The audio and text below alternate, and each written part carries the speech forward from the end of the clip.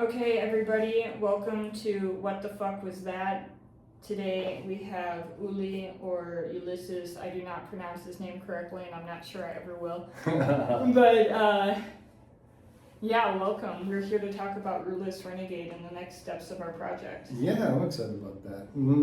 Actually, the side note, I like being here in Mexico because Ulises is really easy to pronounce. People have no issues with Ulises. Yeah. So, People think I'm lying when I told them my name is Miranda. Oh, really? Yeah, they're like, but what's your nombre real? And I'm like, no, this one I promise is the real one. Like, I promise, Yeah. So that's a funny thing. Yeah. Yeah. Well, you're half Mexican though, right? Yes. Yeah. Legally And now? officially on paperwork, I am Tex-Mex. I'm part Texan, part Mexican. So How's that feel? it feels pretty good. Yeah, I'm a little jealous. Yeah, it feels pretty good. I mean, it's funny. The Mexican paperwork it's hilarious. And so I went to the main office here in Michoacan in Morelia, and I'm like, hey, what's up? It's been 5 months. Where's my stuff? And they're like, oh, well, we're waiting on receiving a reply from another office in a different state that your mom was born in, and so that's why we haven't done anything. So I'm like, oh, so you're waiting. And I'm like, I understand why it takes them so long to get a response, because I swear, I call 20 times a day, nobody picks up the phone, and it's I expect that's their experience when they call the office in the other state, and they're just like, well, nobody answered. I guess we'll try again next week. I mean, okay, so that makes me feel a bit better about my situation, because I am not going to be specific on what I'm working on, but I'm working on a thing, and I keep... Jesus Christ. Sorry about that. We routed all Amazon calls to my phone, and so I will be splicing these two together. Anyway, that does make me feel a little bit better about my process, because I keep going back and forth between it's approved and we just have to figure out when you can come in and get your thing to there was one more thing that needed to be approved, and your mom is for sure natural born Mexican, you are 100% legally entitled, and it's still taking that long. Yeah. So it's funny, and it's hearing the kind of reactions from my friends in the town. They're just kind of like, well, that's kind of normal, to expect these kind of delays, and the speed of paperwork here in Mexico is on another dimension. It's just I mean, it reminds me of my Mexican dad. He got a bunch of stuff robbed from him while he was going to do something. So he had a bunch of paperwork he would normally have with him. Mhm. And it all got stolen. And he's still, 7 years later, trying to get certain pieces of that paperwork. He's still going, because he's in Acapulco, and he goes to Chilpancingo twice a month trying to get that shit. What? That's crazy. And it's because he's born in Sonora and he's old as fuck. Sorry, Gustavo, but he's old as fuck. And so, they're like, do we actually have records of this human being? Because a lot of times births weren't even recorded back in the days. They just happened. And Yeah. That kind of gives me hope, though, about Mexico, because there is this push all over the place in the States to do the whole digital ID and biometric everything, and stare into the orb to check your weed transfer or your whatever Sam Altman's up to. But I like that about Mexico, that everything is just a little kind of cobbled together, and so I have faith that the system is never going to get upgraded to the dream thing where they can be oh, we're going to monitor and survey everybody here in Mexico. Nope, not happening here in Mexico. It's going to take a while. I mean, they do have a lot of cameras, especially in Mexico City around. Mm-hmm. They are trying the biometric stuff, and it's funny because all the people that aren't here, I see it in Jeff's chats and stuff, they're like, oh, let's biometrics in Mexico so we can just never go there again. And I'm like, it's funny that y'all think that's actually yes, a law was passed. Laws are suggestions here, Yeah, they do seem like that. Yeah, and the biometric INE and the biometric curb, I forget the percentage, but it's 40% of Mexico doesn't even have an INE. Yeah. They have a birth certificate because they don't need an INE for most things. Like, you only need an INE for certain levels of bank accounts. That's like a voter card for people that don't know. But yeah, like, okay. I mean, the news is never quite in alignment with what's actually going on here. Yeah, for sure. I think it's a beautiful thing. Although it is frustrating, you know, when you've paid to go through a process and then like 6-7 months later, it's like, oh yeah, we're just waiting for the appointment date. I would just like to not have to worry anymore. Yeah. That'll be nice. That'll be nice though when that happens. Yeah. My partner's like, if it happens, let's come with a plan B, and I think she's a scammer, and I was like, well, hold on. She's not great with communication. She being my lawyer, she's not great with communication. But she does give a shit, and if she were a scammer, she'd have blocked my ass 6 months ago because there's no recourse, you know? Like, I can't go and tell the government that she took my money and didn't deliver anything, right? Yeah. But the reality is, when you're dealing with several people in the middle and you're trying to like find your legal loopholes that are like, you know, they exist here. There are a lot of legal loopholes here and ways you can become legalized that are slightly complicated but still legal. Yeah. And that's kind of what I'm working on. But the problem is, you know, even when you're not working a loophole, even when you're just going straight forward like you are, here you are. You were told, what, a couple weeks for your passport? No, initially.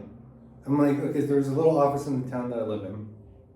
And they're like, oh, you can do it there. Or you can do it in Morelia. Because in Morelia, you can get it the same day. Exactly. And so I think what they were trying to say is if you're renewing your passport, you can get it the same day in Morelia. But if you're getting it for the first time, it's gonna... And what's crazy is, like, I paid for my sister to get her passport because I haven't seen her in 12 years. And so I want to bring her to Mexico, right? She applied for her passport in November. She had her appointment in December. They told her that she would have it in a couple of weeks. It is the end of April. Yeah. And that's the United States. It's supposed to take 6 to 8 weeks. We're at like 15 to 20 weeks at this point. Yeah.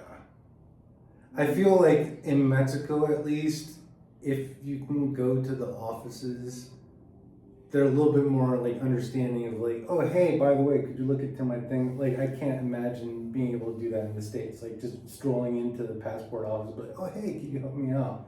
Well, she told them that they told her, oh, it's coming, we're just behind. Yeah. Like, it's approved, it's just we don't have it yet. Yeah. And it's like, when you pay like $150, I mean, it works out because I moved to this new place that we're sitting in and I don't have the money for a plane ticket right now anyway, but like, damn. Yeah. Yeah, so life in Mexico is slow, but it's worthwhile. Yeah, definitely. Yeah. So. For sure, especially when it comes to the paperwork stuff, but... Right.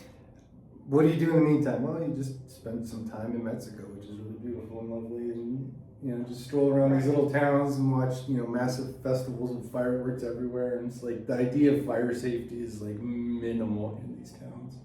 Yeah, I was being woken up at 7 in the morning to... That's probably my least favorite thing about Mexico is that the churches, they love explosives. And when it's some day of a saint, they're going to pop off 5 loud explosions at 6 in the morning. Yeah. They'll start bashing. Followed by bells. Ding, ding, ding, ding, ding, ding, ding. Ding, ding, ding, ding, It's ding, like, ding. oh, God. But, I mean, that's just a culture. Like, I know a lot of people come here and they, like, complain to the government. And it's like that. I mean, don't be in Mexico if you don't want to... If you don't want to deal with that, it's still worth being here, but it's still just like... Yeah, it's got its quirks, and it's very interesting. Each town that I've been in has this kind of like separate little noise thing. Right? I do have a question, because I know you've told me stories about you coming on road trips here as a kid throughout various parts of Mexico. how much has Mexico changed between when you were a kid and now? I mean, it's changed a lot because we would basically be driving down the Gulf Coast. So we'd be heading out from like East Texas and we drive all the way down Brownsville and then through like Veracruz and Tabasco up into Chiapas. And so there was at the time when like they were starting to build all the major highways, all the carreteras and all that, the Maxipistas, like the toll roads and things like that. So we didn't take those roads very often because they're either under construction or it's just kind of expensive, and like my folks are just like, whatever, it's not worth it. Right. So we would take like the smaller, older routes, and so we'd be going through lots of little tiny towns, and I mean, I don't remember ever seeing a single OXXO. Right. Okay. You know, like there was OXXO did not exist in like the early 90s. But the topes did? Oh, absolutely, yeah. And like half of them were unpainted, and then if there weren't topes, there were just massive like holes in the road, and so. Right. Yeah, there's there were a couple times when the rough roads just, we had to be extra careful with their car because it'd be a minivan and it was completely loaded with all the kids, all the stuff that we were taking down to relatives and all our luggage, and we had like 2 car top carriers. And so we'd see like this mountain of a tope, and my dad would be like, all right, everybody out. So we have to get out and like lighten the load so that we could slowly drive over this thing. Oh, that's terrible. That's terrible. Because here's the thing, for people that don't know, they say like driving on the free roads, because that's what they call them. There's the Cota or there's the Libre, and the Libre is the roads he's talking about. Yeah. Driving on the free roads, a lot of people are like, oh, it's dangerous to drive on those. It's dangerous. And the only thing that I can find that's dangerous, because that's how we came to Acapulco, is we took all of those because we couldn't afford the quotas. Yeah. And the only thing that's dangerous is those fucking topes, because they do things like having a downhill, like with a turn, and right after the turn, there's a big ass tope with no warning, or unmarked topes, or you could almost always bet that if you saw a mechanical in the distance, he was right after the tope. And the tope is a speed bump, by the way. There's no standard uniform way of constructing topes in Mexico. It's just as the people who are there want to do it, and so sometimes it's like ridiculous, and it's just like, obviously you ride a horse because you don't drive over this thing. Right, you have to go really slow, otherwise you're scraping, and like. I've heard Mexicans call them policía muertos, which are just dead cops. Which, I mean, I love that, but also like the free roads are not worth it for that reason, because it's literally, if there's a sign of civilization, you could be in the middle of the desert, and if there's an abandoned bungalow, there's going to be at least 2 topes around it. Yeah. And if it's an actual town, it's like tope. More tope. Pothole. Exactly. And it's brutal. Good to know that those have always been a thing in Mexico. It's always been a thing, and so I definitely have memories of that. Like, I was never old enough to do any of the driving on these trips. So I think it was a little bit more like, oh, I'm just having fun, But I'm sure some of those moments were really kind of like hair raising from the parents, because they're doing like these little mountain roads, and I remember there'd be like these massive semi trucks towing like 2 trailers of like, petroleum or something, like tankers, going up and down these mountains. And like, these guys must have been like wired on like meth or something, because it's just like, why are you driving that fast on these hills and roads? Like, you're insane. Right. Like, some parts were really scary up in the mountains. Specifically Chiapas. I recently, with my partner, we went through Chiapas in December from Palenque. Well, we went all the way through Chiapas, but like we took the road from Palenque to San Cristobal de las Casas. And most people, if they're going to both of those places, they fly into Tuxpan, I think, and then they bus to San Cristobal, and then they fly from Tuxpan to Palenque, because both Tuxpan and Palenque have airports. That is the way you visit Chiapas. Do not do what I did. Because it was maybe like 100 kilometers between the 2 towns. Yeah. But because there were so many topes, it was just 7 hours of boom, boom, boom, boom. Yeah. The whole, the whole thing. Oh god, that is a thing. Interesting to know there were Oxos. I mean, that makes sense. There have been Oxos here as long as I've been here, but I've only been here for 10 years. Yeah. So. Yeah. So this has been in like the late 80s, early 90s. Oxo, by the way, is the most convenient store in Mexico. You can pay your bills there. You can send people money.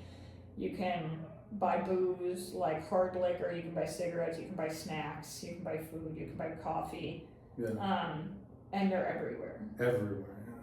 Well, not everywhere. I've been in a town that didn't have an Oxo. Yeah. In Humbapeo, but yeah. So that's crazy. I did want to get into that a little bit because you have such a deep history in Mexico. Before all of a lot of people, they come down for Acapulco and they're like, oh, I've never been to Mexico before, you know. And you are one of the few people in the community that do actually have experience with Mexico other than simply coming down for Acapulco. Yeah. Well, I mean, like I have lots of really good memories of being a kid and playing with like all my cousins and my aunts and uncles and like. And if I think back on it, it was just like I was just playing in the streets in the neighborhood, and it wasn't even like fully paved. It was just like gravel and dirt, and it was just like, well, that's where we play, Yeah. Because you just go out there and run around and get hot, and then mom yells at you to come inside and put sunscreen on you and things like that. But that was kind of my experience in Mexico. That's funny because like I grew up in a town that had a lot of Mexicans, but in the United States. Mm-hmm. And like the part of the town I was in, which was, to be honest, the trailer park, but it's probably there were maybe 2 or 3 families in that whole trailer park, like 70 trailers that were not Mexican. And the rest of them were, and it drove my dad crazy because the kids were always in the streets and they wouldn't move. He'd be like driving down the road and they just stare at him. Yeah. He's like, can I just please go to my house? I mean, yeah, so that's interesting that is exactly the same here as to there. I clearly didn't have my childhood here and don't have a lot of experience with young Mexican children, so that is quite interesting. Well, and the nice thing about this kind of project that we've been working on, right, is because you're telling your story and all that, and it's I listen to my folks and their stories too, because when they met, I think it was like late 70s, early 80s in Mexico, and the way they described being in Mexico at that time was just like absolute like paradise. Interesting. That was right before the cartels got really crazy, right? Exactly, and they were saying they would just wander all over. They had all kinds of adventures up and down, up to like Baja, and just traveling around in like a little truck and trailer type of thing, and just going to these tiny little villages and towns and things like that, and just having a really great time, Before kind of like all this tourism came in, and of course before all the cartel and drug stuff, where it wasn't safe necessarily to be in some of these places, and they were there before that, which was nice. Where's your mom from, and where did they meet?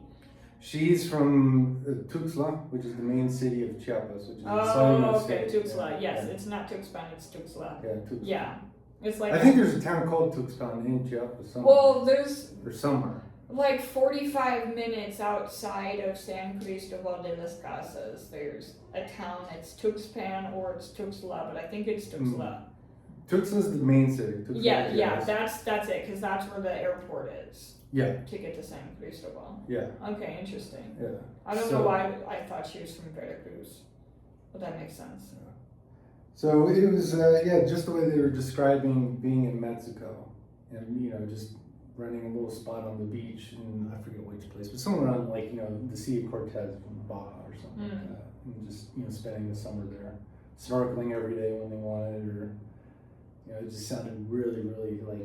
What was your dad doing in Mexico? He was working for the oil and gas industry, so he was working for Pemex. Oh wow, okay.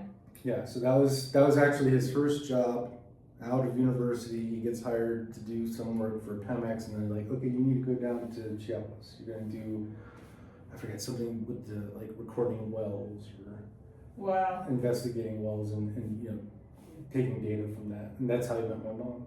So he was in Tuxtla, and The way they say it was, he was driving, trying to find a museum, right? And then he sees like these 3 lovely ladies, and they have big bottles of like liquor with them, vodka.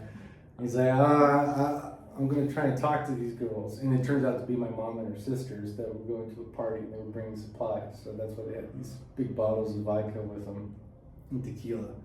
And yeah, apparently 3 weeks later they eloped. You know. Holy shit! And they're still together, right? Yeah. Oh damn. Yeah.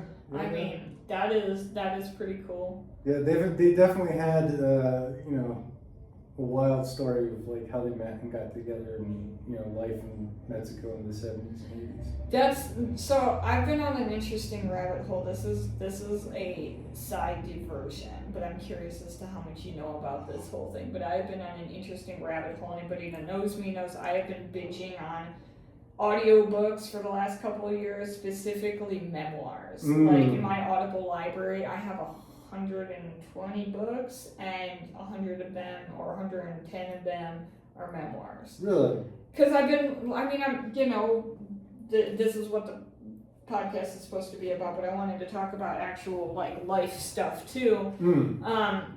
But yeah, I'm writing my story, so I'm looking at different ways both to write down the story and record it. You know, like one recent audiobook that I listened to that I actually loved how they did this. I don't know if I can finagle my family into doing this, but for certain parts of it, like where there were quotes from family, she got her family, like her dad and her friends and her sisters and stuff, to record their voices saying stuff that they said to her or messages they sent to her. Oh, that's fascinating. And like, it was brilliant. It made me cry. There was like one point where she was going through heartbreak and her dad sent her this voice message crying, and I was like, I can't handle this. This sweet old man. Anyway, back to the rabbit hole. Somehow I ended up in Cultlandia in all of this, specifically like the Children of God cult, the Fundamentalist Mormon cult, and specifically the Fundamentalist Mormon cult in Mexico, and I'm on my second book about that. Yeah. And like, these motherfuckers were like in the early 60s or late 60s, early 70s, they were worse than the cartels are today, of just like, if they thought you broke something in the 10 Commandments, they were hunting each other down and fucking murdering each other. And like, and then I got to the point, there was like this guy named Orville Leverin, and he decided he was right about everything. He was the one that like really ushered this in, and I'm like halfway through this audiobook of this girl that he tried to force to marry him.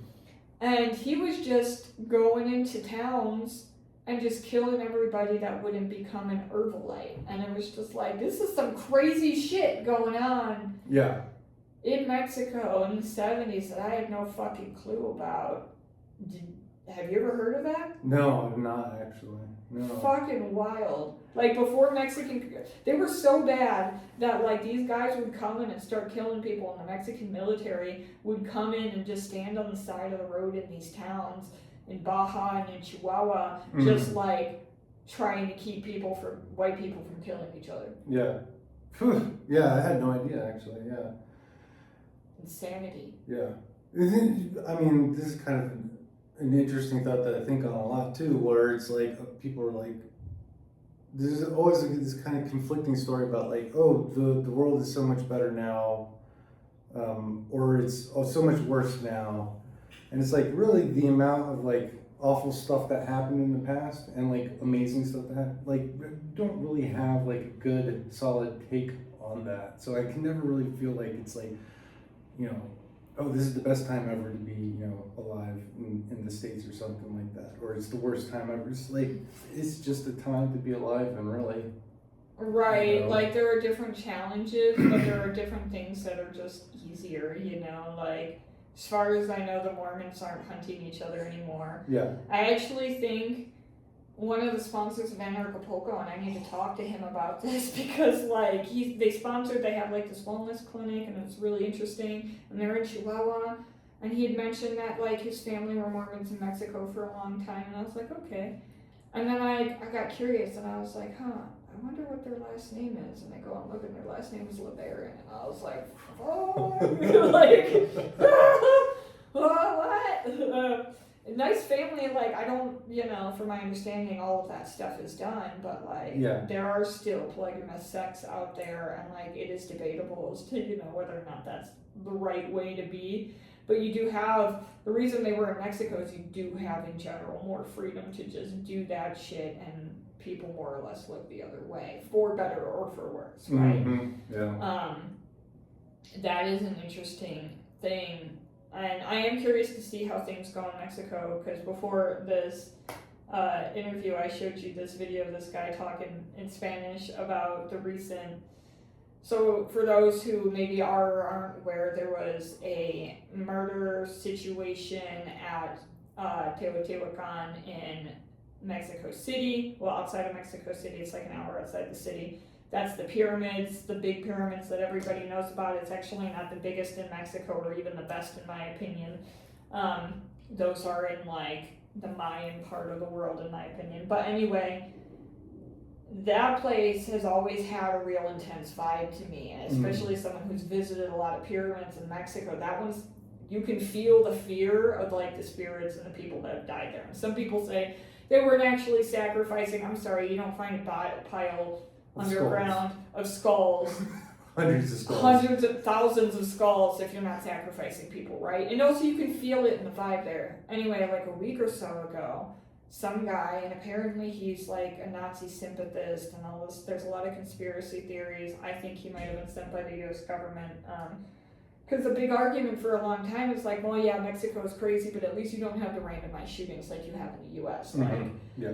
Well, this was a randomized shooting. This guy went up on the pyramid, he waited for a certain point, and he just started shooting at people, and specifically it was like one Canadian died, another Canadian was wounded, 2 Russian people and a Colombian, all more or less with white skin. And like, I'll be interested to see how things develop within Mexico and the stuff that happened in Puerto Vallarta this year during Acapulco, which I know you were there and doing the survival thing, which was like, it was kind of a mess to be honest, but it was one of those things where like, the news is reporting, showing videos or AI photos of planes on fire in Guadalajara full of people that didn't actually happen, That was the craziest thing to me, because I remember the moment I saw that somebody had it on their phone, they're just like, hey, check this video out. It's a plane burning. I'm like, oh crap. And there's people in it, Like crap, things are getting like pretty wacky out here and like serious. I feel like I'm going to be like Escape from Puerto Vallarta or something like that, and yeah, it was all faked. It was just an AI thing. Yeah. And it's like, that right there was the first moment where I'm just like, you know what? Like, it's just going to create this thing where people just have zero belief, hopefully, in like mainstream media and things that get, viral or something. That is an interesting side effect. There were a lot of people that were like, oh, I'm not going to Mexico. And, like my cousin, I kind of flipped out on him online because he's like, yeah, Mexico is always a shithole, so good. And I was like, Tony would love, shut the fuck up, bro. Like, you have no idea what the fuck you're talking about. What about all the mass shootings in your fucking country? Like, what about your pedophile fucking president that you're kind of gay for, I mean, this is going on YouTube, so maybe I should edit that part out. But I don't, it is real interesting to see how that's all going, in my opinion. I'm very curious. I personally am maybe a hopeless optimist, but I'm an optimist for the world. Like, I'm very much like, there are a lot of people in our community that I notice are very sad, they're very scared, they're very angry, they're very paranoid, like very paranoid, and I think it's just not quite as serious as everybody puts it out to be. Yeah. That being said, I was one of the people that kind of like got the fuck out of Dodge in Puerto Vallarta literally the day after it happened. My boyfriend's like, we're leaving. And I'm like, I don't want to fucking leave, like they were throwing spikes on, the ground to make it so people couldn't drive. That's confirmed. There were people that were there for the conference. Timberley's one of them, where her rental car's tires got fucking popped when she was trying to go somewhere in the city. Yeah. And I was like, I don't want to deal with all that. And then Jeff was like, oh yeah, we're leaving, we're going towards this direction. And I was like, oh, okay, that's the direction he wants to go. Please let me come with you. And so I literally escaped Puerto Vallarta following Jeff, Max Egan, and his family. Yeah. In like 4 cars deep. But I'm glad that I did because we got turned around so many fucking times. Really? There were a lot of burnt cars. There was a point where we were out in the middle of nowhere in a particularly burnt up ass tiny town getting gas, and and we were told to be careful with people on motorcycles, and these 2 dudes on their motorcycles came in and they were scoping us out. Mm-hmm. And I was just looking at them like, fucking try me, bro. And then like this Mustang that is way too nice for that town rolls through there, and I was like, all right, y'all are the people that were involved in this part of Mexico. Yeah. But, I mean, it wasn't as bad as people were saying it was. Yeah. Well, it's, again, kind of looping back to the whole, like, it's the worst of times, it was the best of times type of thing, where it's just kind of like, are these kind of extreme stories any different from the stuff that's happened in the past? Mainly because a lot of this stuff probably wasn't reported or wasn't international news or something like that. Right. Like crazy ass blood atonement Mormon cult in Mexico killing each other. Like nobody knew about that shit. Yeah. Like historically, I thought Mormons were a little weird. They have their polygamists. They always trying to be perpetually pregnant and all that stuff. But I always thought they were more or less peaceful. Yeah. I was wrong. My mind was a little blown with that. Yeah. Well, I think it's time we shift focus to talking about Rootless Renegade now. Yeah. Like, that whole escape from PV could be a whole chapter. Yeah, that's coming down the line eventually, though. Because that's been one of the hard things with me is, like, I've written about a lot of my story on Steemit, but there's 2 things with that. One, a lot of what I wrote about my story on Steemit was heavily edited to make my ex look better. Yeah. Because we had that moment where he read one of the stories and he was like, you can't fucking publish this. And I was like, what do you mean? And he's like, I sound like a fucking tyrant. And I was like, you told me to write what happened. And he was like, not like this. And I was like, And my friend Richard, the Englishman that was there, and he's just like sitting there with his tea, just like, this is awkward, but. Yeah. But the other thing is, like, we wrote that so randomly, I would just jump around in the story for, like, what thing I was remembering that day. Yeah. And so I have all those stories, but it's like, what the fuck do you focus on, right? Yeah. But I do get my strokes of inspiration. We do have 2 working on the 3rd edition. Yeah. This one's the first one. Love It for Smoke Out. It is on the website in PDF. We're going to figure out how to best sell, because I had a stack of like 70 something of these left. Yeah. But it's like, like a 10, 12 page edition in black and white mostly. But it tells the story of how the fuck I got in that situation in the first place, which is a little bit told on the episode that's coming before this one, which is my Anarchapulco speech. But yeah, it was, do we talk about how we got inspired to do this? Yeah, I think so. I mean, and for me, personally, I think because I am so keen on this whole, parallel kind of society, thinking parallel markets, alternatives to, the kind of mainstream what's presented as like, this is the thing that you can enjoy, this is your media. I just kind of like react against that. So it's just like, okay, well, I have abilities as a designer, as an illustrator.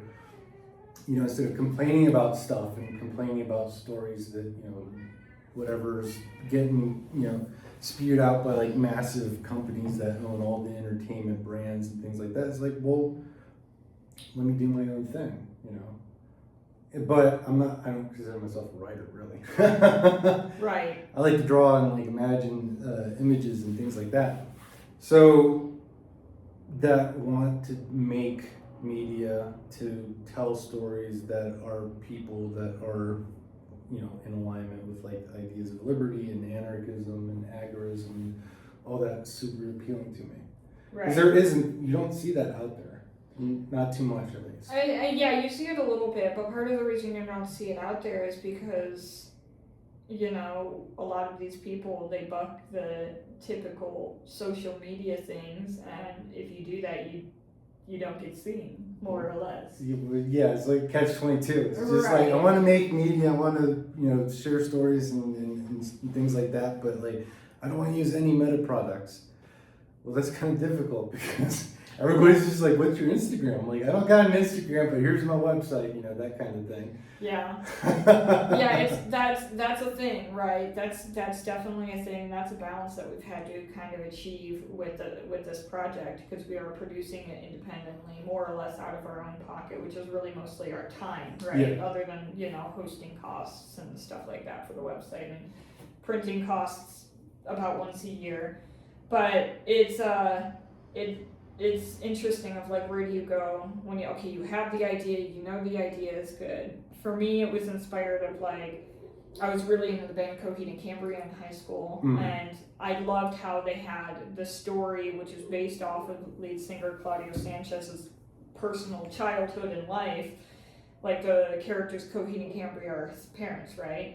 But he also is like, okay, I have this story. Well, I'm going to turn it into a comic series. This is like intergalactic space series, and I'm going to write music about these stories. Yeah. And I was like, that's really cool to have like one story told in many ways. I want to do that.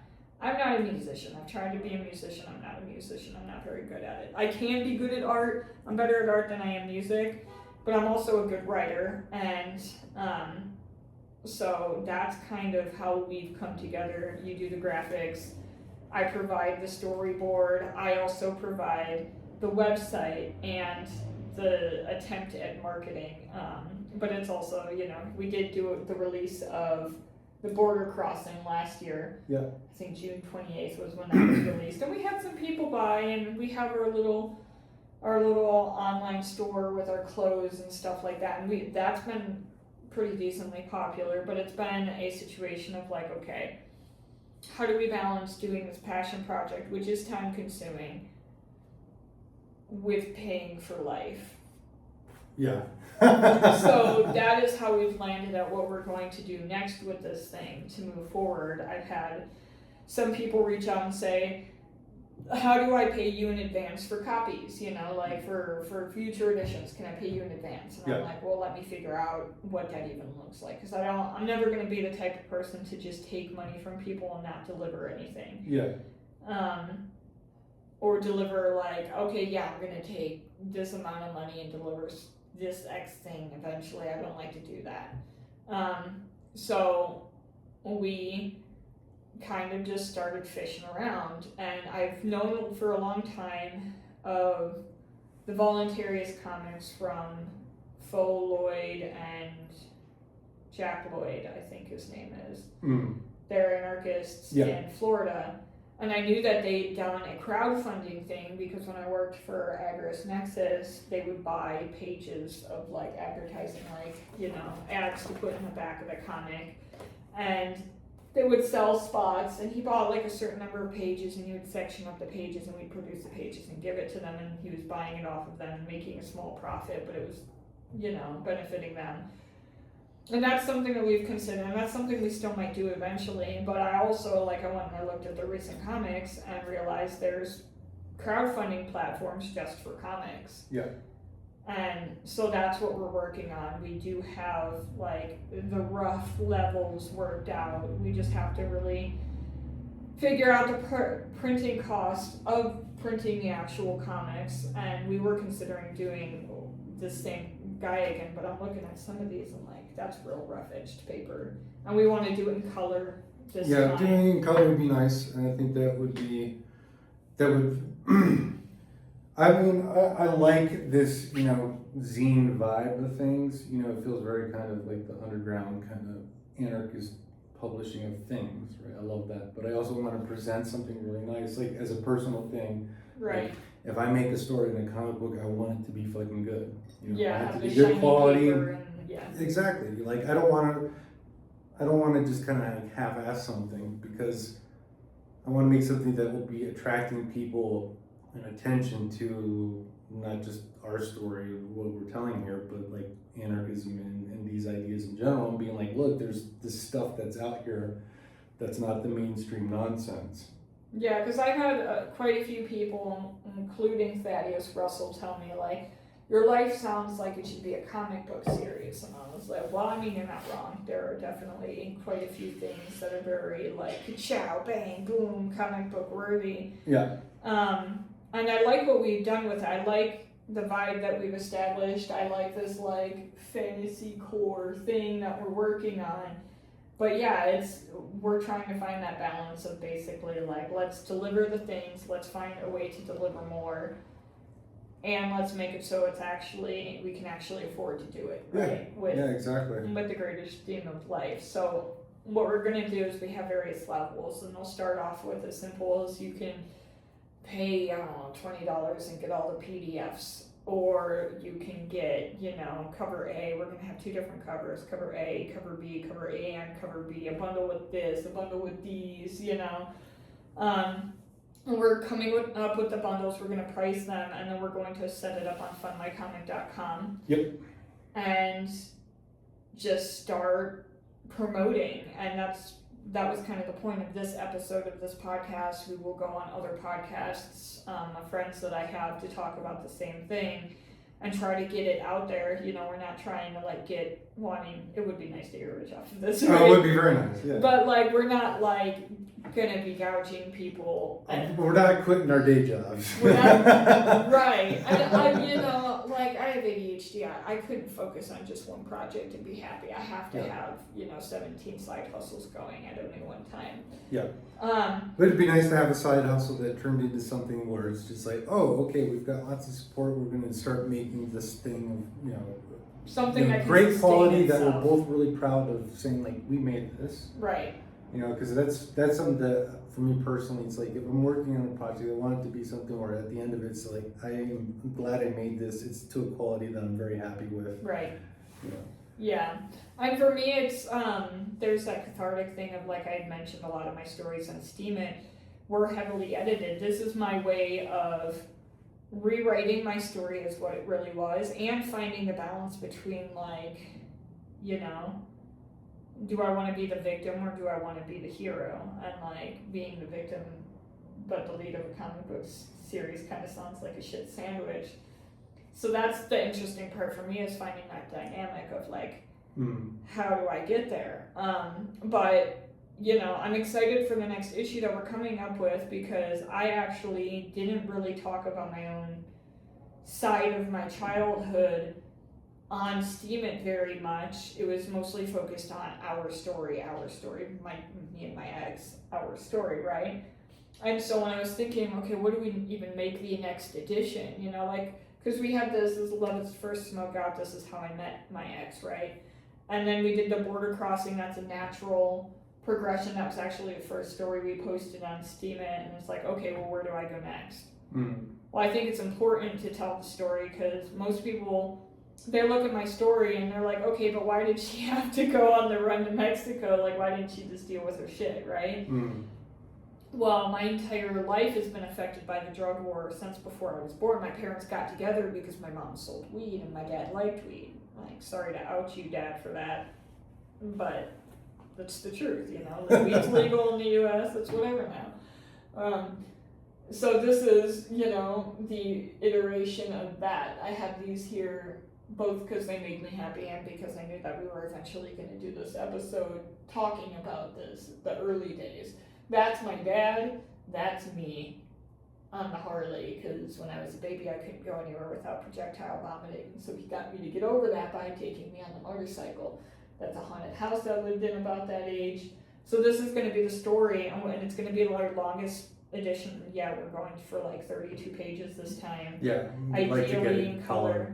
Yeah, and it's going to be the story of, you know, those early points of my life. I don't know exactly how far I'm going to go with that 32 pages into that, but at least I'm going to tell the story of my parents meeting, getting together, which that's going to be funny because my dad was married at the time and my mom was a single mom. It was a whole thing. And their arrest and finding out that they were pregnant. Well, my mom knew she was pregnant when she got arrested, and they got arrested together for weed. But my dad found out right after he got out of jail, and I believe, I need to double check with him, but I believe this is when he was fighting the Supreme Court of Ohio and won for this weed thing. It's a whole thing. Like, literally, they got caught up by the police because my mom and my dad were trying to go to a party, and my mom was trying to drink her morning beer, and she couldn't keep it down. Right. And so he kept having to pull over so she could throw up.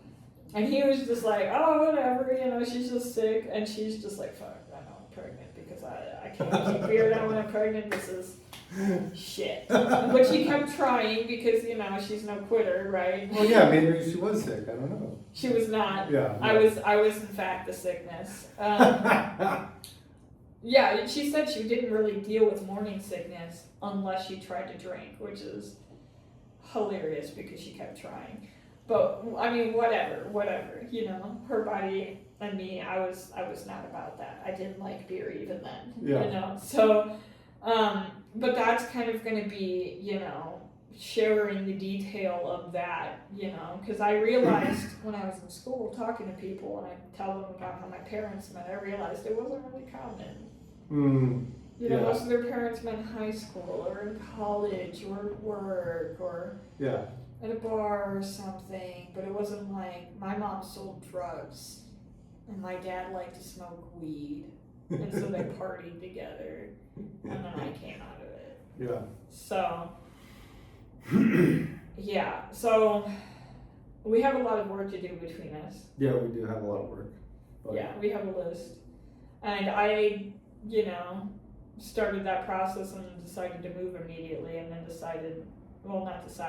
moving means I need to make more money. So I've been trying to balance that. But the hope is to have the new sales page on rootlessrenegade.com done, the account with the levels set up for Fund My Comic, which we more or less have the levels figured out. We need to figure out the exact pricing of the printing copies, because we did find a print on demand option for the actual comics, which I like. Yeah. So we have to figure that out. And then I have the prices already for, like, there's going to be mugs and things like that. The highest level, and there's only going to be one available, and it's not going to be cheap, it's going to be kind of focused around Anarchapulco in its own way, because the fulfillment will happen at Anarchapulco. Because the dinner itself is like $300 at that place. And I'm thinking somewhere between $1,500 and $2,000, but it will come with a lot of things. Yeah. An exclusive shirt, like a personalized mug. I think I have on there all of the copies digitally and in, you know, physicality, signed copies. Yeah, original artwork and things like that. An original, like, hand artwork from you. Yeah. We've talked about. You might do crochet things. I mean, I started a crochet bloom, which is my character. I started one last year. I got the head done, and then I just got stalled because something I realized is she's kind of a little top heavy. So, and she got a thin little neck, which is cute in the comic, but it's not so easy. I'm gonna have to get some sort of like wire or something to make it work. Yeah. But I am going to try, especially if we include that in the level. And it's also going to include a dinner at Elizabeth Taylor's old house in Puerto Vallarta next year. Yeah. That place sounds amazing too, by the way. It is. So that's an interesting place because I didn't know very much about Elizabeth Taylor. I knew she was an old Hollywood actress and stuff. But her relationship with Richard, I forget what's his last name, but it was Richard something. It was contentious, but it was like that love-hate thing. So they literally bought houses across the street from each other and had the Mexicans build a bridge that went between them. So like when they were fighting, they could be in their own space, but when they were like over it, one could go thing. And so like that bridge is famous there, and it's there, like I've been on the bridge. But there's also this really, really nice restaurants, like the Iguana Bar restaurant or something like that. Yeah. Very high quality food. Every Wednesday, Saturday, I think they have like the best mariachi I've ever heard in my life. Yeah. And so there will be that experience of being able to go there with us. You're paying for that level. If you pay for that level, will cover your dinner. It's just you come. And this is for people, obviously, that are coming to Anarchapulco. Now, clearly, you don't have to have an Anarchapulco ticket to buy this, right? But you're going to have to be in Puerto Vallarta anyway, so you might as well go to Anarchapulco. It'll be fun anyways. Yeah, it'll be fun anyways. Regardless, it's for people that are going to be in Puerto Vallarta or can get to Puerto Vallarta to, have the experience to spend an evening with the two of us. You get to pick our brains. You get to pick our brains. See what makes us tick. And also give us input as to like, here's what we're thinking of doing next in the series. What do you want to actually read? Yeah. So that I think is going to be very cool. But that's going to be the highest level. There will be a few higher options, but most of it's going to be like $20, $50, $70, $100 options where you're just gonna pay for it. I think the campaigns last like 3 months. I think we can choose. I have to figure that out. But our goal is to have the campaign ready to be launched by June, and then to do the campaign for like 3 months. Yep. And then after the campaign is done, ideally by the time the campaign is done, we'll just have the issue ready to go. Yeah. And we'll start shipping things, and then there will be certain ones that will be delivered in Acapulco for people. There will be that one level there will only be one shot available, and then there will be, a couple smaller ones that will also be Acapulco centered, but way less expensive. But the idea is to have all of these completely fulfilled by the end of the year. Yes. Yeah, and because I think all the successful campaigns already have their stuff pretty much done by the end of the campaign. The end of the campaign is just to make sure that we can finance it to be able to have the time to focus on it. Yeah, exactly. Yeah. And so being able to get to that point, like that would be really sweet to be able to say like, great, I can sit down and not worry about apartment or food or anything like that for like 2-3 months, and I can literally just sit down and focus on creating the best kind of comic book that I can. Yeah. And so that's the goal. The goal is we will price things. We have the price of like the printing of the things that we will be giving physically, but we will also be accounting into like we have hosting to pay for the website every year. We're going to have to get a social media scheduling thing to be able to consistently advertise it. Your cost of labor, because there is labor involved and time involved. No AI is going to be used, so that's for all the... I mean, maybe on the website. In the actual comic itself, no, but AI is useful for website building, I just have to say. I don't build my website. This is a side tangent, and because you've been hearing me complain about this week, but like anybody that says AI is just going to replace all human ingenuity, like that hasn't actually worked with AI, because it is a lot of hand holding and like, no, that's not right, please try it this way.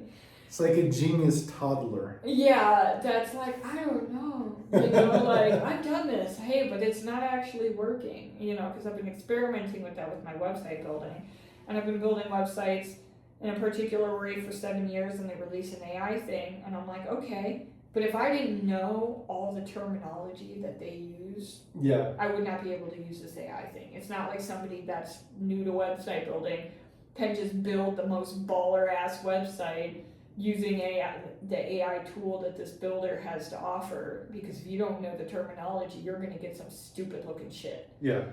You know, like I was experimenting. I'm like, okay, this doesn't fucking work. And I was like, what if I just like load up on the terminology of this program? Oh, now it's working. Okay, so you actually have to know what, you know, box radius and like border radius and all the fucking shit and how to, okay, I'm light box and on this and that, and I need you to, you know, let me change this alignment of this specific part of this element, you know, like.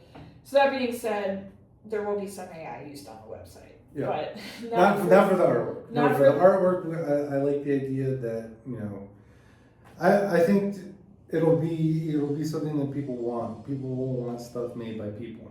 Right. Like, granted, you wanted your AI stuff, there's loads of that stuff out there. If you want to make your own AI stuff, there's loads of tools out there. But at the end of the day, people, I think, will retain an appreciation for, you know, good old-fashioned human-made, you know, art and media and things like that. So Telling an actual human story, Yeah. you know, because like we have kind of fantastical creatures in this, but all of the stories that will be told in this will be as true as my brain remembers, and of course everybody has their own spin on their versions of the truth, right? yeah. I'm doing my best to make it as accurate as what I remember it to be from having gone through these things. And yeah, so I'm excited to see how this whole thing goes. Yeah, And, definitely. And it's one of these things where it's like, you know, this project is something that I've always wanted to do, and it's, you know, it's worth my energy and intention to work on anyways. But, you know, if we can make it so that it becomes a little bit less stressful to worry about that and like juggling like, you know, commissions and other work like that, it's even better. right. So that's kind of my hope and dreams with like this project. It turns into something where it's like, oh, not only can we just continue to tell this story, but expand it and start telling other anarchists, other agorists, other voluntarists stories as well. You know. Yeah. That's where I'd like to take it. Yeah, to be honest, when I had thought of this idea and I like first mentioned it to you a long time ago, I had told you clearly, like, look, we'll do this when I publish my book and I get a book deal, and I tell them, hey, I have this idea and I use money from the book deal to fund it. And he was like, no, we're getting started. And I was like, fuck, man. But I'm glad that we did, because what we have created is cool. It has proven, you know, that there is, like, we have a system that's easy to follow. Yeah. It's just about having the time to actually do it, right? Yeah. I mean, and so that right there is, you know, the essence of everything, balancing commissioned work with being an activist, because, you know, I've been preparing this podcast to post for 3 months, Yeah. right? And I'm actually going to do, I'm posting it tomorrow. I'm going to stay at a rooster. It has to happen. The first one, and then this one will come out in a few weeks after that, because I can only mentally commit to 2 per month right now, but Yeah. that is the thing of like, between the commissioned work, which I'm lucky that the commissioned work I do is pretty much for people that I respect only. Yeah. And not many people can say that. That being said, it is hard to have time for the personal passion projects such as this, you know. I will say another hope for me too is, again, because I really do want the whole kind of like parallel market thing to happen. And I will say that an increasing amount of the jobs and stuff that I'm doing is because of people that have met me at, you know, Anarchapulco or at like Monerotopia, or like seen me like hop on Monero Talk with those guys. Yeah. And be like, oh hey, by the way, I'm also a designer and a graphic designer. You can find my postings on XMR Bazaar type of thing. And like, it's nice to see that actually starting to grow versus like just kind of, you know, random people reaching out from other parts of the internet. But like other people being like, yes, I like the work you do and I want to pay you in crypto for this. And it's nice to see that kind of growing. So I hope that this will also help continue that and to grow that. I suspect it will. I do know that like when I first started getting into this like whole world of freelance, like I was making like $35 a week, you know, like doing transcription and shit for people. I'm like trying to teach myself web design and all of that, but like, I mean, from going from that to like 8 years later, I have more work than I can reasonably complete. Sorry to my clients. But I am pretty good about like, okay, I'm not going to take any money from you until I'm actually starting your project. I'm not the type of person to do that. But like, I do have a waiting list of people that want me to build websites for them that are patiently waiting. Yeah. And I'm lucky for that. But also like, there's got to be kind of space for the passion projects. And it's funny to be talking about this. I wrote a post recently. I sent it to you. It was basically like why you shouldn't monetize everything. But like I realized as I was writing the post that I wouldn't have found what I'm actually passionate about work-wise if I hadn't tried to monetize everything. But also there's that balance of like it can kill the joy of the thing, right? Like I kind of stopped crocheting for a couple of years because all I was doing was making the same 5 plushies over and over again for people. And I'm like telling people I'm a crochet artist, but I don't own anything crochet because I don't have time to make it because I was, and it was barely profitable, like talking like $1 an hour profitable like, for my labor, you know? Yeah. After you took out the shipping and all the other stuff. But there is that, you know, that hustle thing. But all that to be said, I do have the feeling that if we just keep at it in this buildable, scalable, slow working our way through a way, eventually it's going to be something that takes up a lot of our time, but also provides what we need to continue to do it, you know? Yeah. Because like once you have an edition produced, especially with these print on demand options, when people find it, you know, 5-10 years down the line, they could go through and buy, you know, everything, and with the print on demand, they print it and they send it out to these people, and yeah, the profit margin isn't huge doing it that way. Yeah. But it does give people more access to the content and give us more time to focus on just creating more content. And so. Well, and this other thing too is like I really enjoy doing and making like little things and stickers and like this. That's my job. That's my work, and I enjoy doing that. And being able to do it for something like this, where it's just purely like, from my perspective, it's like I'm just having lots of fun doing all of this stuff too. Right. So the idea that we can build up an audience and, you know, a group of supporters that really enjoy it, but that also want to interact and be like, oh, I want to see this thing or I want that thing. It's like I like getting that kind of feedback. Right. Because then for me it's like, oh, I've got this great idea for a shirt because of, you know, somebody over here said something, or somebody over here showed me like, oh, I really like this kind of imagery, or have you thought about this? And like, you know, that always just fires something off for me, and it's just fun to. Right. Yeah. I can resonate with that, especially with the website building. Like the website I've been working on this week for a dear friend of mine, Emma, for her art retreat. They were like, look, we already have this website, but we built it on AI, and we can't edit it without paying like $100 for credits, and we don't want to do that. Yeah. And we also can't collect money through it, and I was like, okay, yeah, I'll rebuild this shit. And then I was like, what the fuck? I don't know how to do this. But I did it. Like, it's almost exactly replicated, in some spots a little cooler than the original, and I'm like, okay, you know, but you don't get that without that input from people. And so it will be interesting to see how people give us input in the future. I will start doing like polls on the various social media. It does help that just through all of my Steam It days and from the Anarchist series and stuff, I have managed to accumulate like 15,000 followers between all the various platforms, right? Yeah. That's going to help. Yeah. But I am going to need the help of friends and people that believe in the project also to help me, you know, share this with the world, because if people don't know about it, they can't get interested in it, they can't get involved. Chucky was so funny. So that is where we're at. I think it's about time we close this up. because I'm getting hungry and this cat has made my feet very numb sitting on them. And we're just over an hour. Chucky, chill out. This is my child. Check out her bow tie. Anyway, thank you for taking the time to do this. I think it's time that we actually get to work on getting things ready. We'll have, mock-ups of the various things and the various levels ready and able to be shared and all of those things. Yeah. Probably not long after this episode comes out, I would suspect.